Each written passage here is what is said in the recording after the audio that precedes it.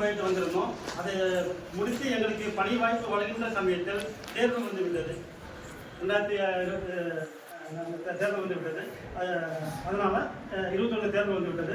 அதனால் அதை தொடர முடியவில்லை. அதுக்கு பிறகு ஆட்சி மாறின் காரணமாக அதை பேஸ் பண்ணிட்டு இப்போ நான் 4வது போஸ்ட் பண்ண சொல்லி கடைசியாக நிறுத்தப்படுத்த வேண்டும். நிறுத்தப்படுத்த வேண்டியதற்கு முன்பாக எளிமையாக தீர்க்கக்கூடிய நிறைவேற்றக்கூடிய ஒரு 5 கோரிக்கையை வைத்திருக்கிறோம். நாங்கள் 12 மாத வேலை செய்கின்றோம். ஆனால் எங்களுக்கு 11 மாத உதவி தருகிறார்கள். அதை நிறைவேற்ற வேண்டும் என்று வைத்திருக்கிறோம்.